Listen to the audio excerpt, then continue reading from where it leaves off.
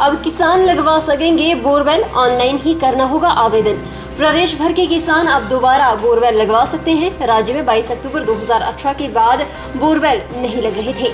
High court ने ground water regulation control and management act 2005 के तहत बनाए गए नियमों और नीतियों का अवलोकन करने के आदेश विभाग को दिए थे।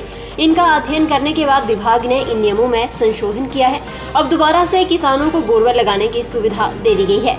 प्रदेश ग्राउंड वाटर अथॉरिटी ने 16 अगस्त 2021 से इसके लिए नोटिफिकेशन जारी कर दी है। अब किसान साल भर में कभी भी आवेदन कर सकते हैं। पूर्व में किसान ऑफलाइन भी आवेदन कर सकते थे, लेकिन अब महज ऑनलाइन ही आवेदन स्वीकृत किए जाएंगे।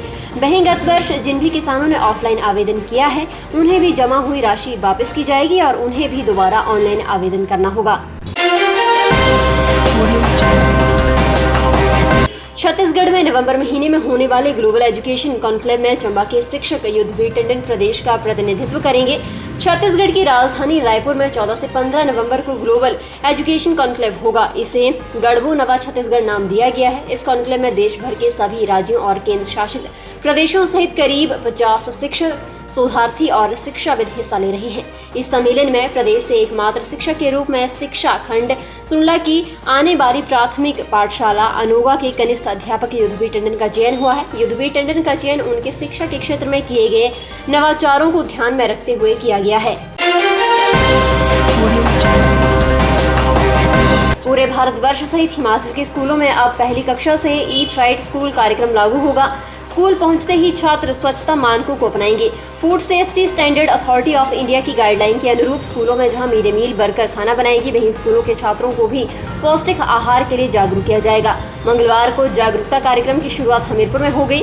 राजकीय वरिष्ठ माध्यमिक पाठशाला बाल हमीरपुर में खाद्य सुरक्षा विभाग की तरफ से एक जागरूकता कार्यशाला का आयोजन किया गया। कार्यशाला में विभिन्न स्कूलों के प्रबंधकों और मिड डे मील वर्कर को खाद्य सामग्री प्रयोग संबंधी महत्वपूर्ण जानकारियां उपलब्ध करवाई गईं।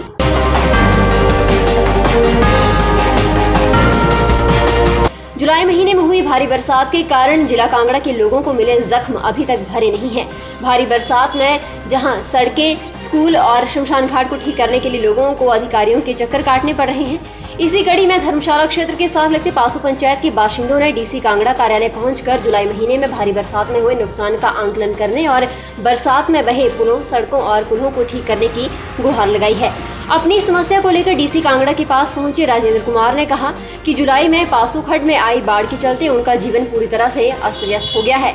उन्होंने कहा कि बाढ़ के आने से मुख्य मार्ग तक जोड़ने वाली सड़क भी बह गई है। उन्होंने डीसी कांगड़ा से गुहार लगाई है कि उनकी समस्या का हल जल्द से जल्द निकाला जाए ताकि लोगों का जीवन सुचारू रूप से चल सके।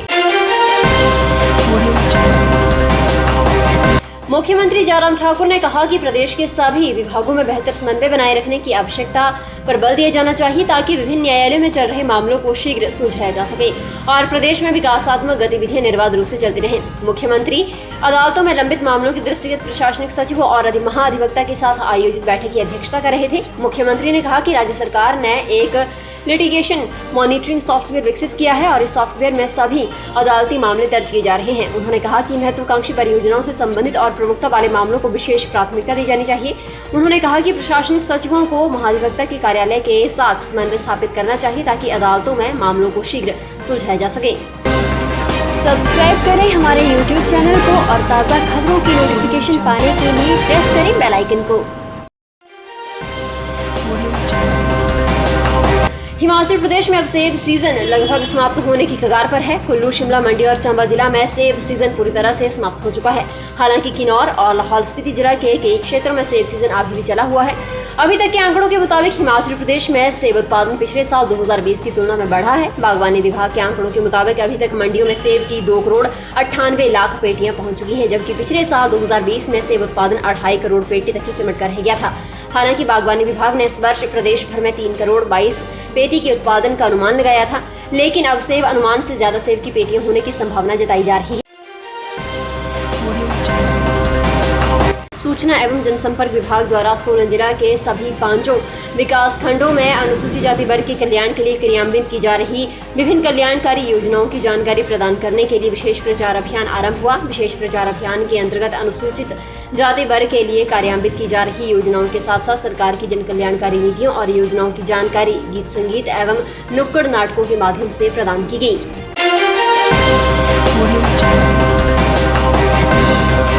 राष्ट्रीय विधिक सेवा प्राधिकरण और राष्ट्रीय महिला आयोग के तत्वाधान में ऊना में महिलाओं के लिए 1 दिवसीय साक्षरता शिविर का आयोजन किया गया। शिविर की अध्यक्षता करते हुए जिला विधिक सेवा प्राधिकरण के सचिव विवेक हनाल ने कहा कि इन शिविरों को आयोजित करने का मुख्य उद्देश्य महिलाओं में कानूनी साक्षरता और जागरूकता पैदा करना है ताकि शीघ्र, सरल और सस्ता न्याय मिल सके। विवेक हनाल ने कहा कि महिलाओं के सम्मान की रक्षा के लिए कानून में बहुत सारे प्रावधान हैं और किसी महिला का अगर कोई शारीरिक शोषण करता है या फिर अन्य किसी तरह से उसे अपमानित करता है तो वह अपराध की श्रेणी में आता है। उन्होंने कहा कि मध्यस्थता समझौता विवादों को निपटाने की सरल और निष्पक्ष प्रक्रिया है जिसमें सभी पक्ष अपनी इच्छा से सद्भावनापूर्ण वातावरण का समाधान निकालते हैं और स्वेच्छा से अपनाते हैं जो कि खर्च रहित होता है। मध्यस्थता समझौता प्रशिक्षित अधिकारी द्वारा करवाया जाता है। हिमाचल प्रदेश में 12 मध्यस्थता केंद्र कार्य कर रहे हैं जिसमें 11 जिला स्तर न्यायालय और 1 उच्च न्यायालय में स्थित है।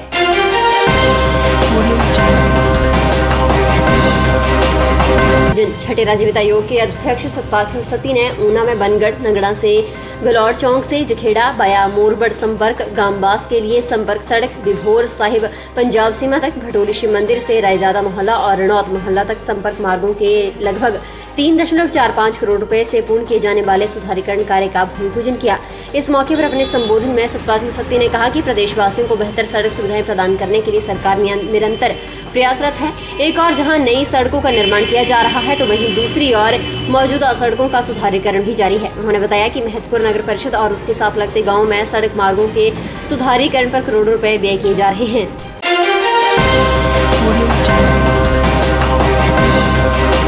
जल संरक्षण के प्रति आमजन को जागरूक करने के लिए जल शक्ति और संबंधित विभाग अधिकारियों के साथ कैच द रेन अभियान के तहत उपायुक्त बिलासपुर पंकज राय की अध्यक्षता में जिला स्तरीय समिति की समीक्षा बैठक आयोजित की गई। उपायुक्त ने बताया कि कैच द रेन अभियान के तहत 826 प्राकृतिक जल स्रोतों का आवश्यकता अनुसार नवीकरण किया जा रहा है। उन्होंने बताया कि 32 पारंपरिक बावड़ियों का नवीकरण किया गया है जिसमें से स्वारघाट खंड में 22 और घुमारवी खंड में 10 स्रोतों पर 25.50 लाख रुपए व्यय किए गए हैं। इसके अतिरिक्त उन्होंने बताया कि चिन्हित 53 बोरवेल को रिचार्ज करने के लिए 26.50 लाख रुपए व्यय किए जा रहे हैं। उन्होंने संबंधित अधिकारियों को निर्देश दिए कि वे जल संरक्षण के संदेश को जन जन तक पहुंचाने पर विशेष बल दें। उन्होंने बताया कि कैच द रेन अभियान के तहत जिला में जल शक्ति केंद्र बनाया गया है जो कि जल संरक्षण और निर्माण तकनीक आदि मार्गदर्शक के रूप में कार्य कर रहा है।